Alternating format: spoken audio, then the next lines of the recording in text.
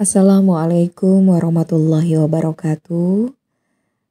Kembali bersama dengan Ibu Melani yang akan menemani kalian untuk belajar sosiologi. Sebelum kita mulai, Ibu ingin menyapa kalian ya. Bagaimana kabar kalian semuanya? Semoga selalu sehat, tetap semangat ya.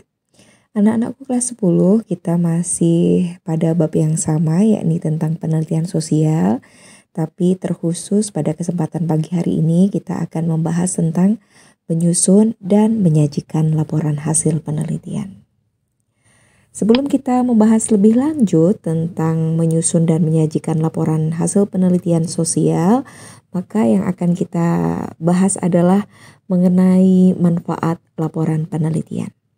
Di sini Ibu menyajikan 4 ya, ada manfaat laporan penelitian itu ada 4 untuk peneliti, ilmuwan, pemerintah, dan masyarakat luas. Yang pertama adalah untuk peneliti. Nah, untuk peneliti ini sangat penting, terutama sebagai bukti bahwa peneliti telah menemukan sesuatu. Dan untuk menunjukkan hak temuannya agar dikenal oleh banyak pihak, terutama dari kalangan ilmuwan, pemerintah, dan masyarakat, maka ini tentunya juga akan membuat hasil penelitian lebih bermakna.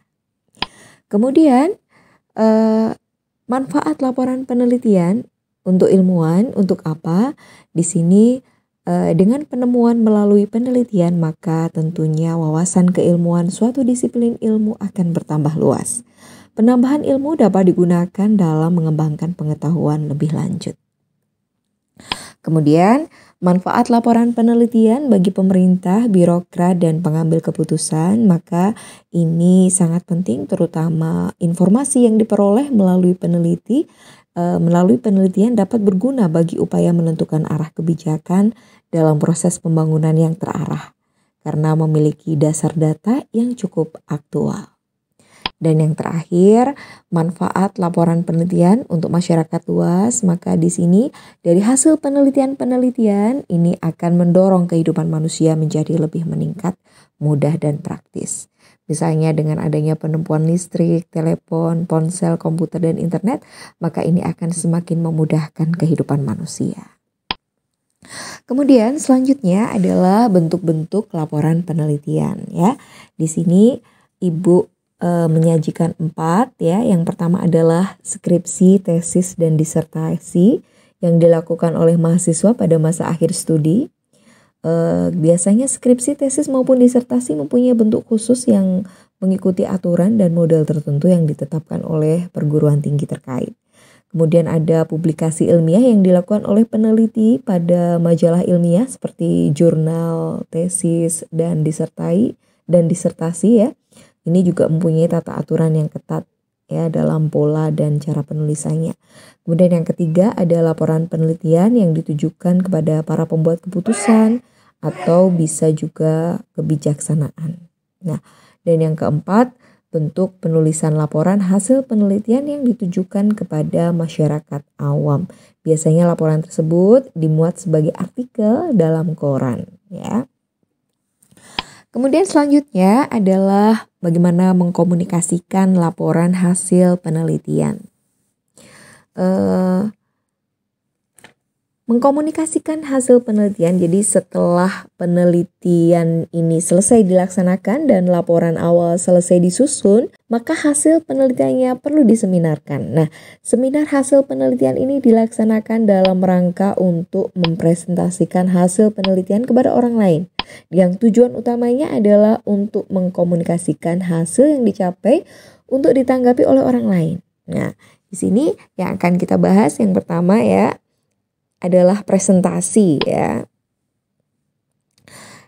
Manfaat presentasi ini adalah dapat mengungkapkan berbagai kemampuan yang dimiliki oleh siswa, kemudian juga memberikan kesempatan kepada siswa untuk menyalurkan kemampuan masing-masing dan juga memperoleh umpan balik dari peserta mengenai sasaran laporan yang telah dicapai dan yang belum dicapai. Kemudian bentuk-bentuk presentasi yang akan kita bahas adalah ada 3 ya di sini Ibu tampilkan, yaitu diskusi panel, simposium, serta seminar ya. Yang pertama yang akan kita bahas dulu adalah diskusi panel. Anak-anak bisa lihat ya di situ ya di dalam gambar bahwa diskusi panel ini merupakan diskusi yang dilakukan oleh sekelompok orang guna membahas suatu topik yang menjadi perhatian umum. Dalam diskusi ini biasanya dihadirkan beberapa ahli dalam bidang yang dijadikan topik diskusi. Kepada para peserta diberikan kesempatan untuk bertanya atau meminta penjelasan tentang permasalahan yang dihadapi. Kemudian selanjutnya adalah simposium ya. Simposium ini merupakan sejenis diskusi yang dihadiri lebih banyak orang dalam bentuk pertemuan ilmiah dan di sini diadakan pembahasan tentang prasaran-prasaran mengenai suatu permasalahan. Simposium biasanya menghadirkan beberapa pembicara dengan tujuan yang berbeda-beda. Diskusi dilakukan setelah masing-masing pembicara mengemukakan pendapatnya. Kemudian yang ketiga adalah seminar ya. Di sini seminar merupakan pertemuan ilmiah yang dilakukan oleh sekelompok orang atau berupa persidangan untuk membahas suatu masalah di bawah pimpinan moderator. Dan biasanya moderator ini dipegang oleh seorang pakar dalam bidang yang menjadi topik diskusi. Ya. Selanjutnya yang terakhir adalah tahap-tahap presentasi. Di sini perlunya mengkomunikasikan atau mempresentasikan laporan hasil penelitian kepada masyarakat adalah untuk menguji kesahihan hasil penelitian. Nah, adapun yang perlu diperhatikan dalam presentasi laporan hasil penelitian ada 3. Yang pertama adalah tahap persiapan, tahap pelaksanaan, dan tahap penutup. Nah, pada tahap persiapan ini penyaji mulai mempersiapkan diri dengan mempelajari ulang laporan. Kemudian dia juga harus membuat kerangka utama, membuat resume atau ringkasan yang akan dibacakan di halaman forum. Kemudian pada tahap pelaksanaan ya, penyaji memaparkan hasil penelitian secara runtut dan sistematis. Mulai dari awal hingga akhir penelitian secara jelas. Kemudian yang ketiga pada tahap penutup ini pemimpin diskusi menyimpulkan hasil diskusi berdasar kesepakatan yang dicapai dalam pelaksanaan diskusi ya. Itu saja mungkin yang bisa Ibu sampaikan pada pembelajaran kesempatan pagi hari ini ya. Silahkan ketika ada pertanyaan mungkin bisa dilayangkan melalui WA atau komen melalui video ini ya. Semoga bermanfaat. Billahi taufik wal hidayah. Assalamualaikum warahmatullahi wabarakatuh.